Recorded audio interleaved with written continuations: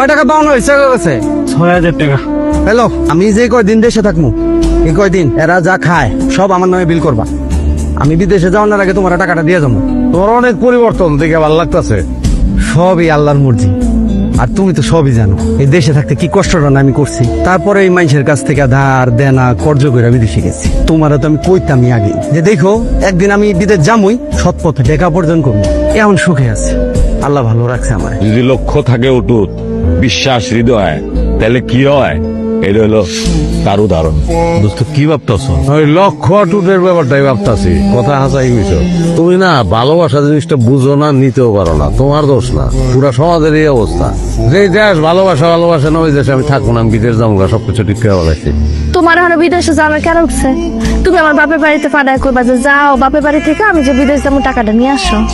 তোমার এই আসনতে চাই, আমার বাপের বাড়িতে তোমার একটা টাকা আমি না দিব না। একটা টাকারও চিন্তা তোমার করা লাগতো না, আমি ব্যবস্থা করবো। কেমনে কেটা দিব? তা আমার কি বন্ধু বান্ধব আত্মীয় স্বজন নাই? সবাই মিলে কিছু কিছু করে দিলেই তো আমি যেতে পারবো। তুমি চাইবা তার দাম লেগে বই দিচ্ছে। লিখে দিব না? আমি এক উপকার করি নাই, বহুত উপকার করছি। বিপদে আপদে যদি বন্ধু বান্ধব আত্মীয় স্বজন কাছে না আসে তাহলে তার দরকার কি? দেখো এখন কেমন আছেন আপনি? পায়ের বেদনাটা কি কমছে?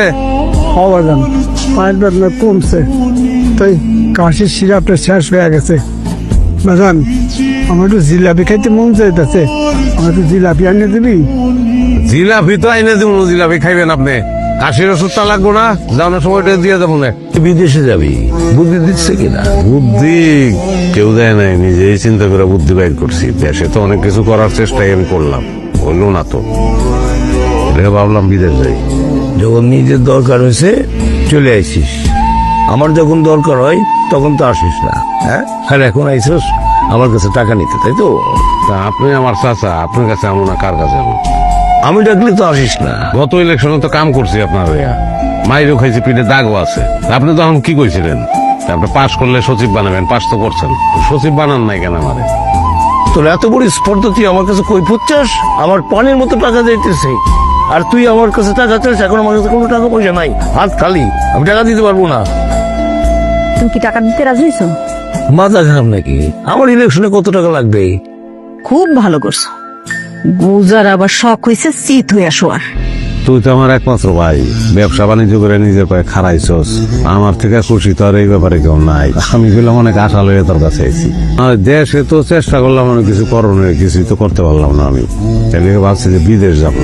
এখন কথা কইছি 6 লাখের মতন লাগবো, পুরাটা তোর দাম লাগবো না, আমি অন্য দিক থেকেও কিছু জোগাড় করবো। তুই যদি লাখ 2 টাকা আমাদের দেশ তাইলে উপকার হয়। আমি কি একবারে তোমার মানা করছি যে আমি দিব না?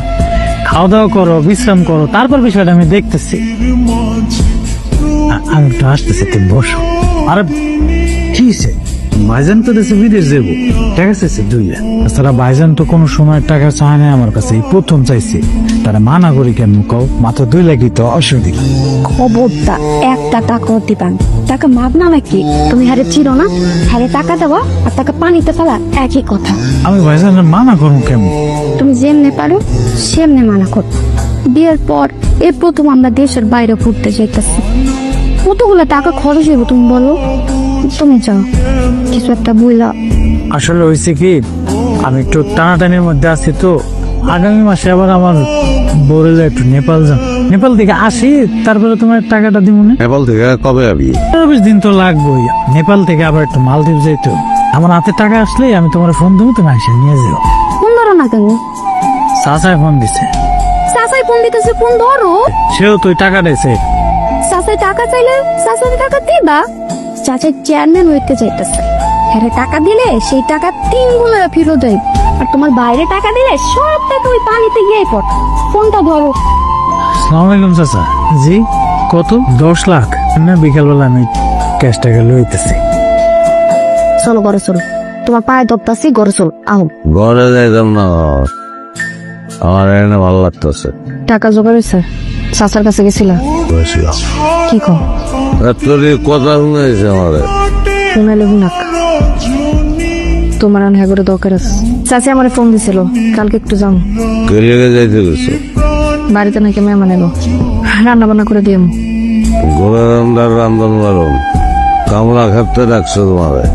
যে মেয়ের জামাই কিছু করে না হে মাইয়ারা তো মেহমানদারি করে দাওয়াত খানের লেগে ডাকবো না, কামলা খাটতেই ডাকবো।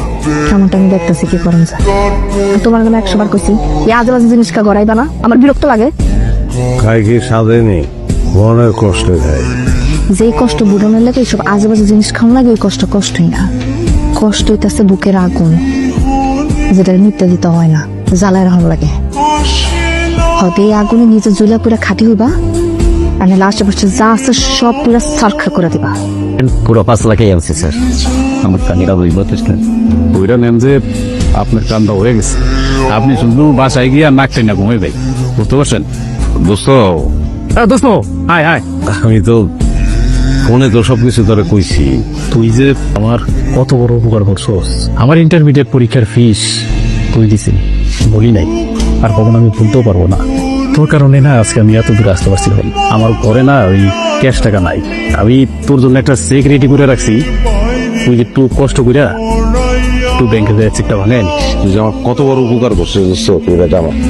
আরে পাগল লাগেছে ইয়ার, বন্ধু হয়ে যদি বন্ধুর উপকার না করি তাহলে কেমন হয়? সাবধানে যাইস। কি রে লতা, এই তোর আওয়ানোর সময় হলো? তোর না কালকে বইলা দিছি যে বাড়িতে মেহমান আইব, একটু তাড়াতাড়ি আসবি। ঘরের কাজকর্ম গুলো গুছায় তারপর আহন লাগে না। যে এই ঘর, তার ভিতরে 2 জন মানুষ, আমার মতো যদি ভরপুর সংসারে থাকতি তাহলে তো তোর খুঁজেই পাওয়া দিত না। এরা কিছুরই দাম দিতে জানে না, না মানুষের না সময়ের। তোমার যদি সময়ের এতই দাম, তুমি মশলাগুলো বাইটা দিতা। তুমি অতই বংশেরই বউ নাকি? মশলা বাটু মামি, আমি হইছি এই বাড়ির মেহমান, আর তুমি আইছো এই বাড়িতে কাম করতে। তুমি ভুলা যায় না কিন্তু, তোমার আগে এই বংশে আমি বউ হয়ে আইছি।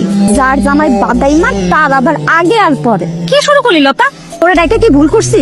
তোর যদি সমস্যা থাকে আমারে বলবি। এই গ্রামে কি কাজের লোকের অভাব আছে? যা মশলাগুলো বাইটা লো। অল্লাগে লাগতে গেছে না? আমি লাগতে যাম কেন? ভাব দেখলে মনে হয় জমিদারের নাতি। ভাব তো একটু থাকতেই পারে, লোকমান নাকি বিদেশ যাইবো। যাইতে কোয়েন আইছিল না আপনার ছোট মিয়ার কাছে টাকা চাইতে, দিছি না ডাবরানি? ছোট মিয়ার কাছেও গেছিল, তোমার চাচার কাছে আইছিল, দেয় নাই, খেদাই দিছে। ভালো করতে টাকা জোগাড় হইছে? তোকে পানি গেলে কি হয়েছে? কই কিছু হয় নাই তো। চাচা বইতে গেছিলা?